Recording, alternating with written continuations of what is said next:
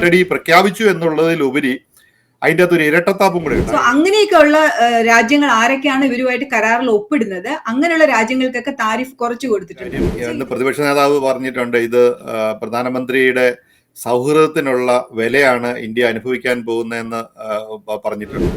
നല്ലൊരു ഇരുട്ടടി തന്നെയാണ്. ഇനി എങ്ങനെ കൈകാര്യം ചെയ്യുന്നു എന്നുള്ളത് മാത്രമേ ഉള്ളൂ. ഈ 25% എന്ന് പറയുന്നത് ഇന്ത്യയെ ബാധിക്കുന്ന ഒരു കാര്യമാണ്. കാരണം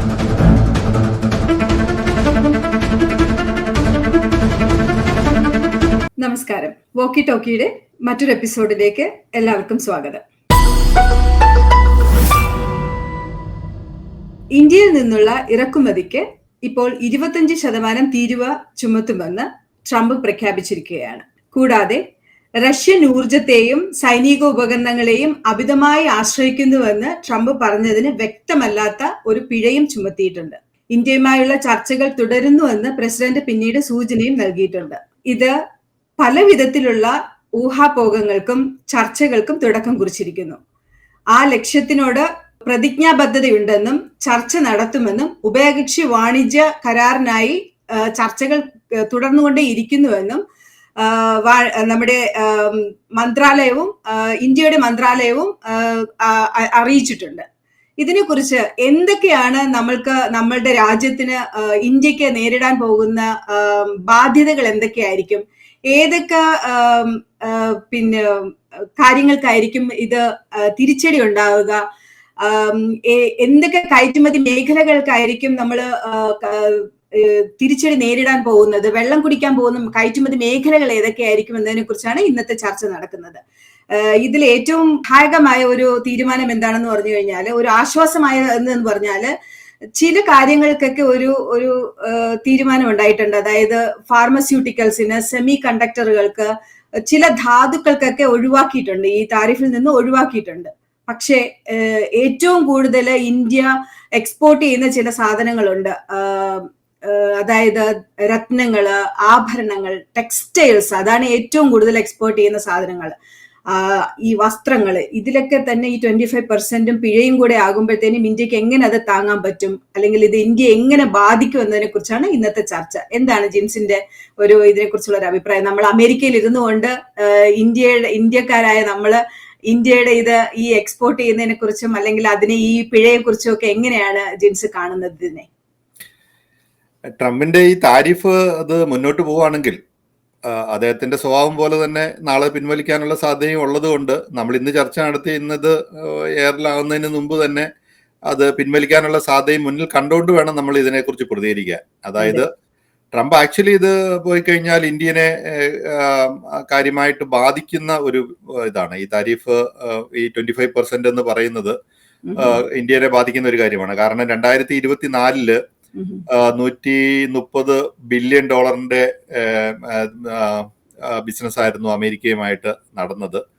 അപ്പൊ അതിൻ്റെ അകത്തൊക്കെ ഇന്ത്യക്ക് നല്ല മെച്ചമുണ്ട്. കാരണം ഈ സ്പെയർ പാർട്സ്, ഫാർമസ്യൂട്ടിക്കൽ, അതുപോലെ ആഭരണങ്ങൾ, ഡയമണ്ട്സ്, ഇതൊക്കെ പ്രധാനപ്പെട്ട കാര്യങ്ങളാണ്. പിന്നെ ഒത്തിരി അല്ലാത്ത ഇൻഡസ്ട്രിയൽ ആയിട്ടുള്ള ഒത്തിരി കാര്യങ്ങളും ഈ ഇതിൻ്റെ അകത്ത് വന്നിട്ടുണ്ട്. 25+, പിന്നെ അതിന്റെ കൂടെ ഈ താരിഫ് എത്രയാന്ന് പറയാത്ത ഒരു പിഴയും കൂടെ ചുമത്തിയിട്ടുണ്ട്. അത് എത്രയാന്ന് പറഞ്ഞിട്ടില്ല.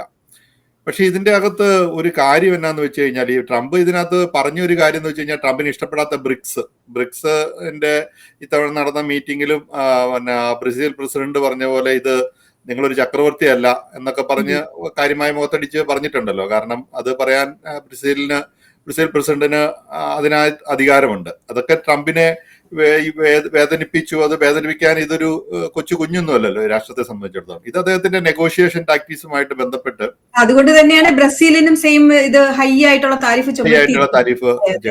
പിന്നെ നമ്മൾ റഷ്യയിൽ നിന്ന് ഓയിൽ വാങ്ങുന്നു. റഷ്യയിൽ നിന്ന് കോവിഡിന് ശേഷം നമുക്ക് വളരെ വില കുറച്ച്, കാരണം അത് രൂപയിൽ തന്നെ ട്രേഡ് നടത്താവുന്ന രീതിയിലൊക്കെ റഷ്യയുമായിട്ട് വളരെ നല്ല ഒരു ഡീല് ഇന്ത്യക്ക് ഉണ്ടാക്കാൻ പറ്റിയിട്ടുണ്ട്. ഇന്ത്യ ഒത്തിരി ഓയിൽ വാങ്ങി സ്റ്റോർ ചെയ്തിട്ടുണ്ട്. അതും ട്രംപിനെ അമേരിക്കയെ സംബന്ധിച്ചിടത്തോളം വലിയ ഒരു നീരസം ഉണ്ടാക്കുന്ന ഒരു കാര്യമാണ്.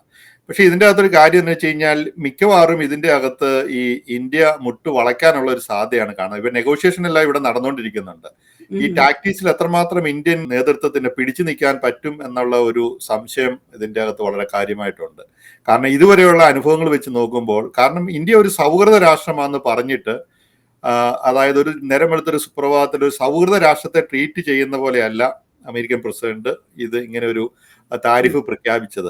അതിന് ഒരു പരിഹാരം, താരിഫ് ഇരുട്ടടി പ്രഖ്യാപിച്ചു എന്നുള്ളതിലുപരി അതിൻ്റെ അകത്ത് ഒരു ഇരട്ടത്താപ്പും കൂടെ ഉണ്ട്. ആ ഇരട്ടത്താപ്പ് എന്നാന്ന് വെച്ച് കഴിഞ്ഞാൽ അതിനോടൊപ്പം തന്നെ പാകിസ്ഥാന് ഓയില് പ്രൊഡ്യൂസ് ചെയ്യാനായിട്ട് ഒരു സഹകരണ കരാറിൽ ഒപ്പുവെച്ചു. അതും ഒരു വെല്ലുവിളിയുടെ ഭാഗത്തോടു കൂടിയാണ് പറഞ്ഞത്. ഇനി ഫ്യൂച്ചറിൽ പാകിസ്ഥാൻ ഇന്ത്യക്ക് ഓയിൽ വിൽക്കാനുള്ള സാധ്യത ഉണ്ടാകുന്ന രീതിയിലേക്ക് പാകിസ്ഥാനെ വളർത്തിയെടുക്കുമെന്നുള്ളതാണ് ട്രംപിന്റെ ഒരു അവകാശവാദം. അതുകൊണ്ടാണ് അത് ഇരുട്ടടിയും നമുക്കൊരു ഇരട്ടത്താപ്പം എന്ന് പറയുന്നത്. അപ്പം രാജ്യങ്ങൾ തമ്മിലുള്ള ഒരു സൗഹൃദം അല്ലെങ്കിൽ ഒരു ഡിപ്ലോമാറ്റിക് റിലേഷൻസിന്റെ ഒക്കെ ഇന്ത്യയായിട്ട് ഇതുവരെ നടന്നു വന്ന കാര്യങ്ങളിൽ വലിയ ഫലവത്താകാത്ത ഒരു കാര്യമാണ് പല കാര്യങ്ങളിലും. ട്രംപ് പ്രസിഡന്റ് ആയതിനു ശേഷം ഒരു സൗഹൃദ രാഷ്ട്രം എന്നുള്ള നിലയിലല്ല, പല കാര്യങ്ങളും ഇന്ത്യക്ക് പുറത്ത് പറയാൻ പറ്റാത്ത രീതിയിൽ ഉള്ള പണികളാണ് കിട്ടിക്കൊണ്ടിരിക്കുന്നത്.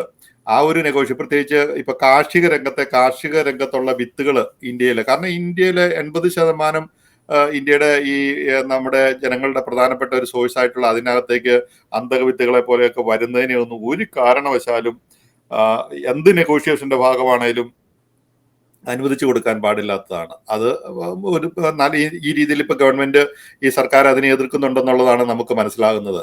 പക്ഷെ അതുപോലെ തന്നെയാണ് F-35 വിമാനങ്ങൾ.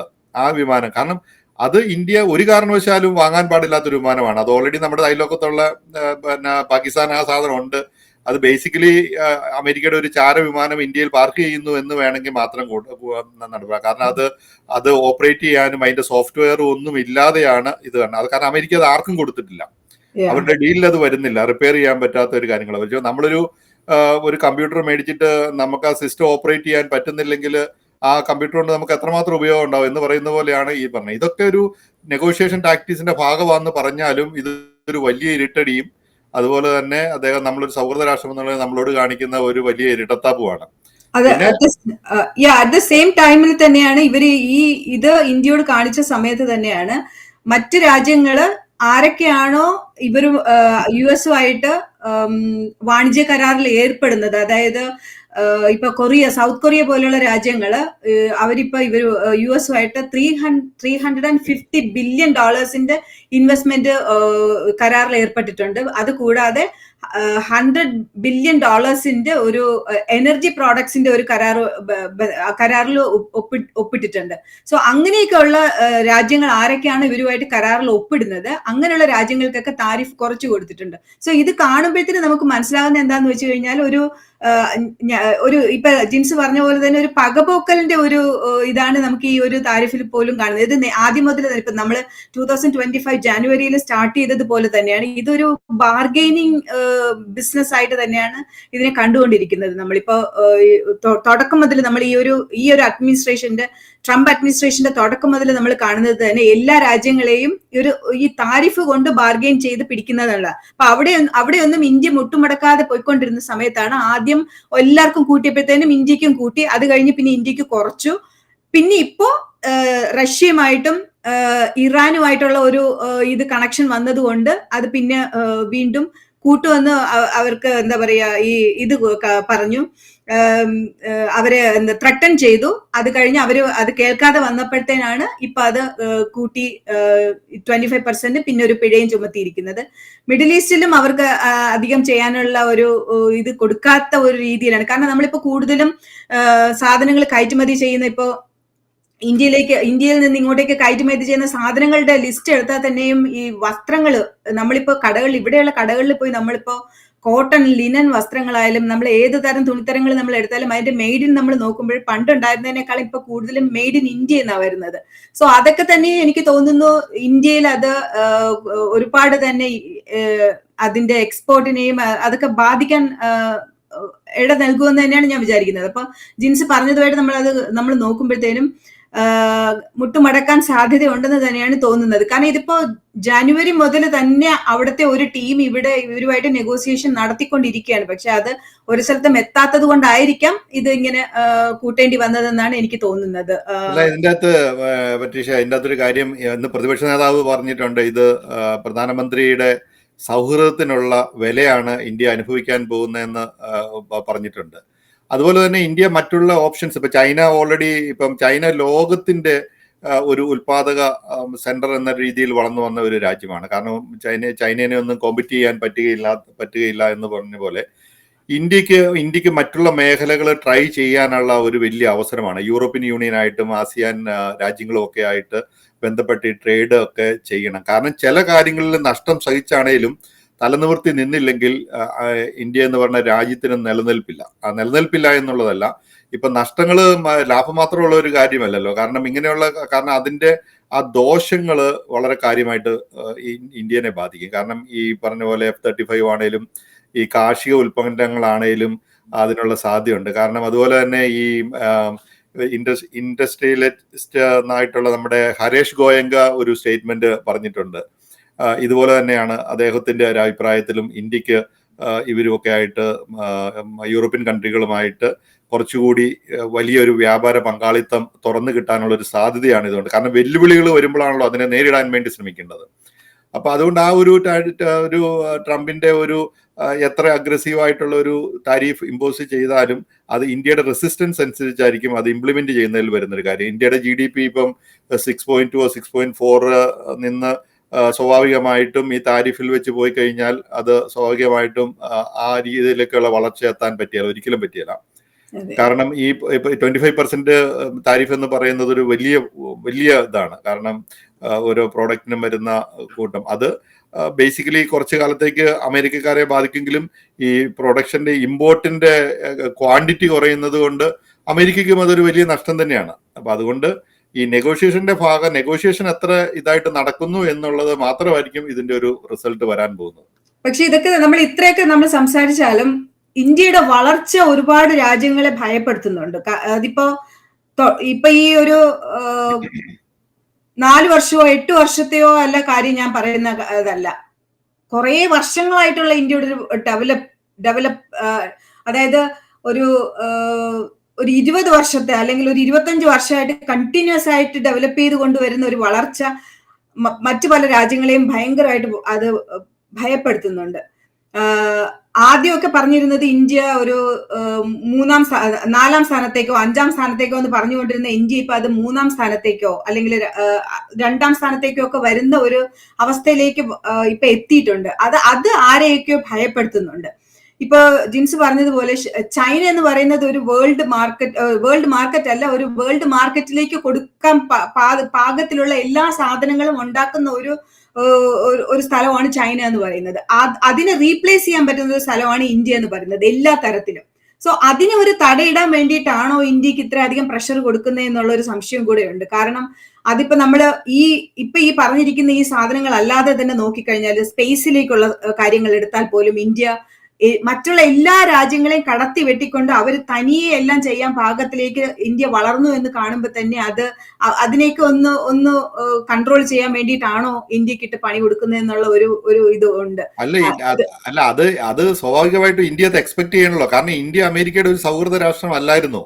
അതായത് 2014 വരെയും. കാരണം ഇന്ത്യയുടെ ഒരു വിദേശ നയം എന്ന് പറയുന്നത് ചേരിചേര നയമായിരുന്നു. കാരണം നമ്മള് ഒരു പക്ഷത്തും ഇല്ലാതെ അങ്ങനെ ഒരു വിദേശ നയമാണ് ഇന്ത്യ സ്വീകരിച്ചിരുന്നത്. അതിന്റെ ഒരു ഗുണം ഇപ്പോഴാണ് നമുക്ക് മനസ്സിലാകുന്നത്. കാരണം അന്ന് അമേരിക്ക ഈ പാകിസ്ഥാനെ ഇതുപോലെ ഹെൽപ്പ് ചെയ്തുകൊണ്ടിരുന്നതാണ്. പാകിസ്ഥാന്റെ എല്ലാ പരിപാടികളും. പാകിസ്ഥാൻ എന്ന് പറയുന്ന ഒരു മതരാഷ്ട്രം ഇങ്ങനെ കുത്തുവാള എടുത്ത് അതിനെ കൊണ്ടുകടന്നതും അതിനെ വളർത്തുന്നതും അവിടെ ഭരണമാറ്റങ്ങൾ ഉണ്ടാക്കുന്നതിന്റെ എല്ലാം പുറകിൽ അമേരിക്കയുടെ കൈകളുണ്ട്. അപ്പൊ ഇന്ത്യനെ ടാർഗറ്റ് ചെയ്ത് തന്നെ ISI പോലെയുള്ള ഈ അവരുടെ ഇന്റലിജൻസ് സംവിധാനങ്ങളെ ഒക്കെ വളർത്തിക്കൊണ്ടുവരുന്നതിൽ അമേരിക്കക്ക് നല്ല കൈയുണ്ട്. BJP സർക്കാർ വന്നതിന് ശേഷമാണ് അമേരിക്കയുമായിട്ട് സൗഹൃദം സ്ഥാപിക്കുന്നതും റഷ്യയുമായിട്ട് ഒരു ശകലം അകൽച്ച പാലിക്കുന്നതും ആ വിദേശ നയത്തെ കംപ്ലീറ്റ് പൊളിച്ചെഴുതുന്നതും ഒക്കെയാണ്. കാരണം ഇപ്പം നമുക്ക് പറയാൻ പറ്റിയില്ലെങ്കിലും അമേരിക്കനെ വിശ്വസിക്കാൻ കൊള്ളുകയില്ല എന്നല്ല പറയണത്. കാരണം അമേരിക്ക ഇപ്പൊ ട്രംപ് എടുക്കുന്ന എല്ലാ ആക്ഷനും ട്രംപ് ഈ രാജ്യത്തിന് പ്രയോജനകരമാകുന്ന കാര്യം, അമേരിക്കയ്ക്ക് പ്രയോജനകരമാകുന്ന കാര്യമാണ്. ഇതിപ്പോ 3 വർഷം അല്ലെ 2 വർഷം കൊണ്ട് അമേരിക്കയ്ക്ക് ഈ താരിഫ് കൊണ്ട് എല്ലാം നേട്ടമുണ്ട്. എല്ലാ താരിഫ് കൊണ്ടും അമേരിക്കയ്ക്ക് നേട്ടം ഉണ്ടാവും. ഓട്ടമുണ്ടാവുമോ എന്നുള്ളത് നമുക്ക് ഉടനെ പ്രവചിക്കാൻ പറ്റിയല്ല. പക്ഷെ ഇതിന്റെ അകത്തുള്ള ഇരട്ടത്താപ്പ് എന്നാന്ന് വെച്ച് കഴിഞ്ഞാൽ, അവര് ഇന്ത്യയുമായിട്ട് സൗഹൃദ രാഷ്ട്രമെന്ന് പറഞ്ഞുകൊണ്ടിരുന്ന സമയത്ത് ഇവർ പാകിസ്ഥാനെ ഓപ്പണായിട്ട് ഹെൽപ്പ് ചെയ്യുന്നില്ലായിരുന്നു. കാരണം കാരണം അമേരിക്കയ്ക്ക് അറിയാത്തതൊന്നുമല്ല പാകിസ്ഥാൻ ഒരു ഭീകര രാഷ്ട്രമാണെന്നും ഭീകരന്മാരെ സപ്പോർട്ട് ചെയ്യുന്ന രാഷ്ട്രമാണെന്നും അമേരിക്കയ്ക്ക് അറിയാത്തതാണോ? അമേരിക്കൻ ലോകത്ത് ഏത് രാജ്യത്തും ഏത് മുക്കിലും മൂലയിലും ഒരാള് ഒരു കൊട ചൂടിക്കൊണ്ട് പോയി കഴിഞ്ഞാൽ ട്രാക്ക് ചെയ്യാൻ പറ്റുന്ന സംവിധാനമുള്ള ഈ രാജ്യം പാകിസ്ഥാനിൽ എന്തൊക്കെ നടക്കുന്നു എന്ന് അറിയാൻ പാടില്ലാത്തതുകൊണ്ടല്ല, അവർ ഇന്ത്യയെ വീക്കൻ ചെയ്യാൻ വേണ്ടി തന്നെയാണ് ഈ പാകിസ്ഥാനെ ഇതുപോലെ വളർത്തിയെടുക്കുകയും പാകിസ്ഥാൻ ഇതുപോലെ ഹെൽപ്പുകൾ കൊടുക്കണേ.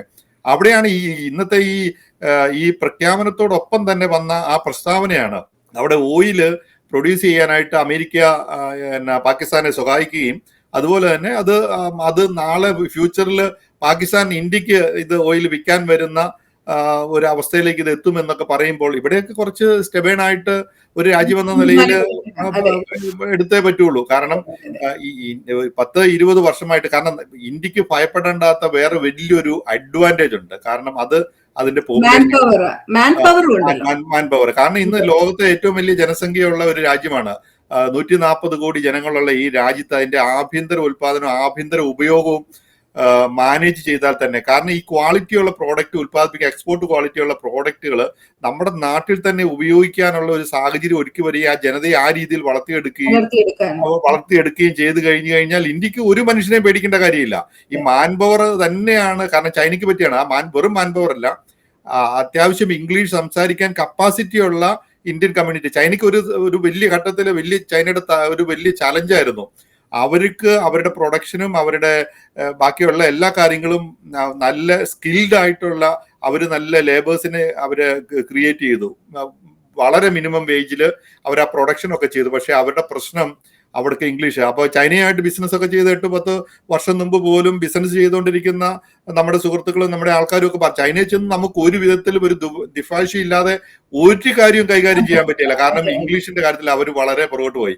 അവിടെയാണ് ഇപ്പൊ ഇന്ത്യ ഗവൺമെന്റിന്റെ ഈ പറഞ്ഞ ഹിന്ദി ഒരു രാഷ്ട്രഭാഷയായിട്ട് അടിച്ചേൽപ്പിക്കാൻ ശ്രമിച്ചുകൊണ്ടിരിക്കുമ്പോൾ അത് നമ്മുടെ വ്യവസായ രംഗത്ത് ഇങ്ങനെയുള്ള ചെറിയ ചെറിയ കാര്യങ്ങളും പോലും നമ്മുടെ രാജ്യത്തിന്റെ വളർച്ചയെയും വ്യവസായ രംഗത്തൊക്കെ ബാധിക്കുന്നതിന്റെ ഒരു സംഭവം ഇതാണ്.